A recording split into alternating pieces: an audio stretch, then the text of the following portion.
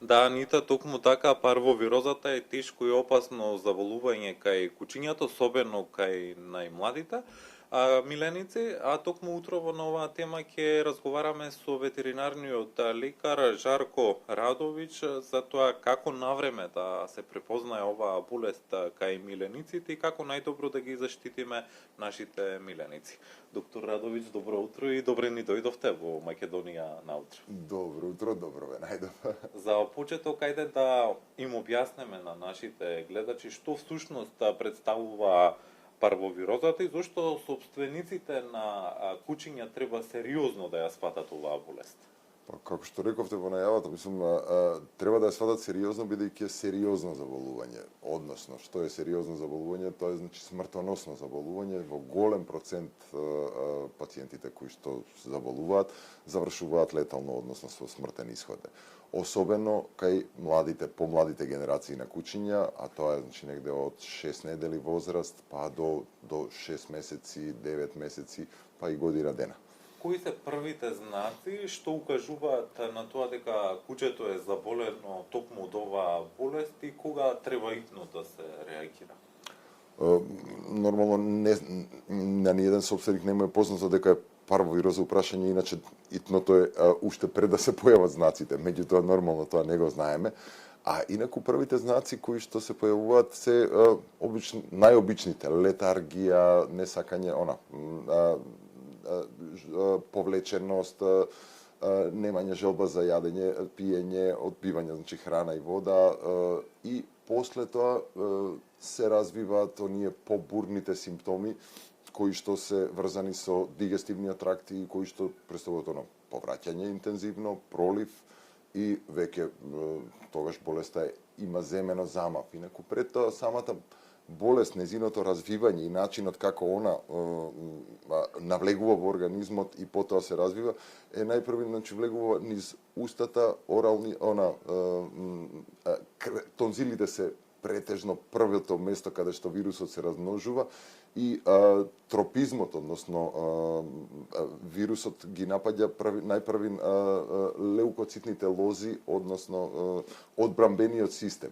Се размножува, потоа и во коскената срж се размножува и на тој начин многу го ослабува самиот организам и го ослабува одбрамбениот систем на организмот и си прави простор да во тој втор талас каде што ги напаѓа цревата и цревните ресички да најде на една, да ја наречеме веќе ослабена ситуација која што му погодува за ширење и развивање.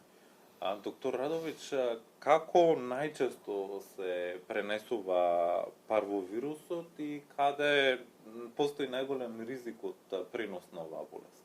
Па, пренесувањето е нормално неопходен е или директен или индиректен контакт. Директниот контакт е нормално со заболено куче и тоа би значило дека заболувањето настанува тамо каде што кучињата се дружат, меѓутоа и ако нема кучиња, односно нема директен контакт, индиректниот е поопасен и многу почест, поради тоа што кучињата се заразуваат на места каде што гравитираат други кучиња. А тоа се секое паркче, секоја зелена површина во градот каде што ние би го шетале нашето куче, нормално тамо било и некое друго куче пред тоа. И проблематичниот момент е што вирусот е многу отпорен во надворешната средина. Колку стои на површината тој вирус? За колку време исчезна? Се смета за некој месец дена, меѓутоа може и подолго време. Бидејќи не е ни вирус, самиот вирус е отпорен, али вирусите најчесто се полабилни кога е сам вирус еден спутум, да речеме, кога се пренесува преку кашлица или преку течности. Тогаш вирусот не е баш така заштитен. Овде се пренесува преку изметот. Изметот е еден заштитен со органска материја, значи супстрат, кој што во надворешната средина може многу подолго време вирусот да остане активен и потенцијално Значи инфективен. може многу лесно кучињата да се заболат со ова болест. Многу лесно, да, кога има расејување, значи тоа е таа површина, значи долго време е извор после тоа.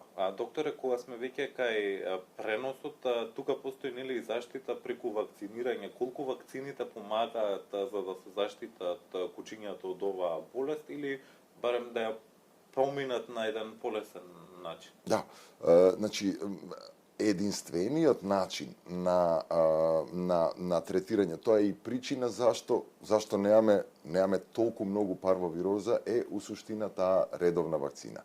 Редовната вакцина е и начин на заштита, меѓутоа и начин на спречување на ширењето и на инфестација на просторите, за да после тоа биде, имаме огромен број на такви случаи.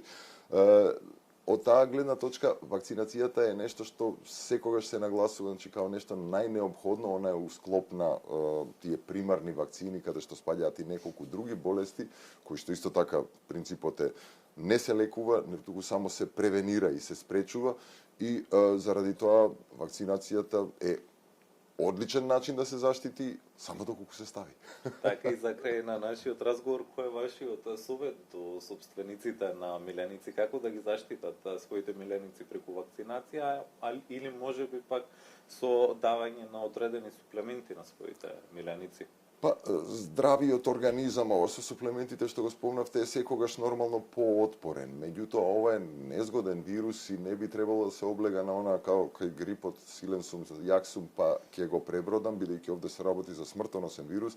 Значи, специфичната вакцинацијата со специфична вакцина, која што е у суштина онаа најчесто употребуваната, е единствениот начин да се заштити и единствено можеби, што би спомнал, малце прескокнавме моментот на страшно звучи она загаденост, меѓутоа што ако сме имале миленик и тој миленик преживел или починал, и како со средината дворот. Значи, има и можност да се сепак дезинфикува тој простор, и тоа со доста едноставни препарати, почнувајќи од оние што се комерцијалните специјално направени за тоа, меѓутоа завршувајќи и со варикината, која што 30:1 е за вируси изузетно добар и ефикасен начин како да сепак после тоа тој наш двор или тој простор каде што знаеме дека нашето куќе гравитирало у тој период кога било болно, да го сепак направиме безбеден за нови куќиња и да не унесреќиме некое друго куќе. Доктор Радович, ви благодарам што утрово одвоивте време и бевте дел од утринската програма Македонија наутро, и се разбира за вашите совети за тоа како да се превенира парвовирозата кај куќињата. Ви благодарам и на вас. Утрово разговаравме со доктор Жарко Радович за тоа што е парвовироза, но и кои се превенциите од оваа болест која е особено опасна кај куќињата, особено кај младите куќиња. Колеги?